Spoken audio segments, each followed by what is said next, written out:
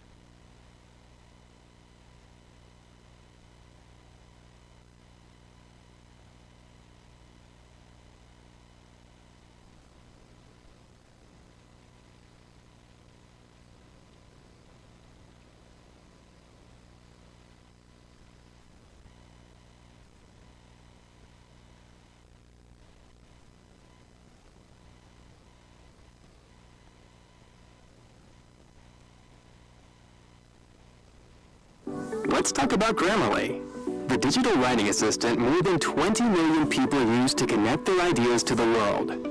Anytime you type or text, Grammarly is by your side, helping to make your writing clear, engaging, and come across the way you intend.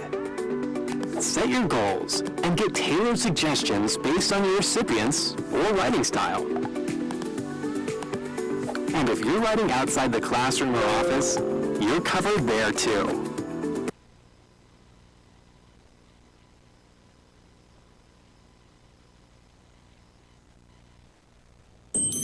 Who is successful here and why?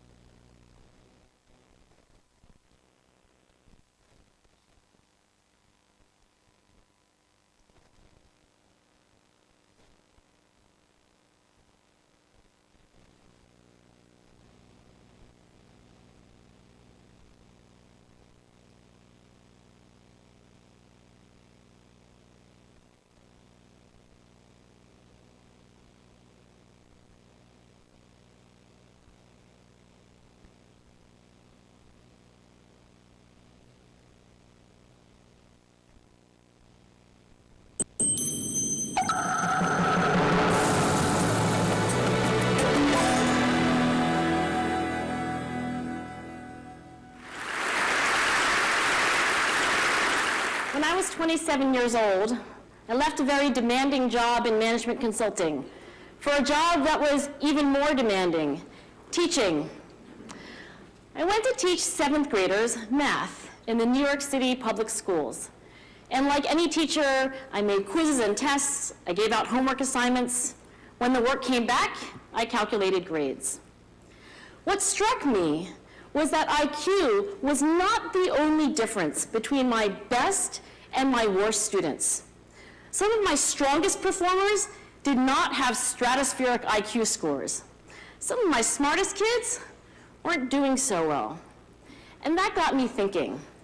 The kinds of things you need to learn in 7th grade math, sure, they're hard. Ratios, decimals, the area of a parallelogram. But these concepts are not impossible. And I was firmly convinced that every one of my students could learn the material if they worked hard and long enough.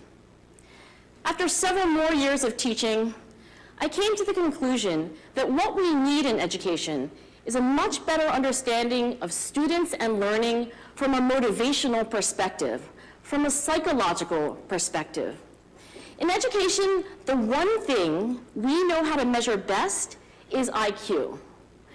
But what if doing well in school and in life depends on much more than your ability to learn quickly and easily? So I left the classroom and I went to graduate school to become a psychologist. I started studying kids and adults in all kinds of super challenging settings. And in every study, my question was, who is successful here and why? My research team and I went to West Point Military Academy. We tried to predict which cadets would stay in military training and which would drop out. We went to the National Spelling Bee and tried to predict which children would advance farthest in competition. We studied rookie teachers working in really tough neighborhoods, asking which teachers are still going to be here in teaching by the end of the school year. And of those, who will be the most effective at improving learning outcomes for their students? We partnered with private companies asking which of these salespeople is going to keep their jobs and who's going to earn the most money.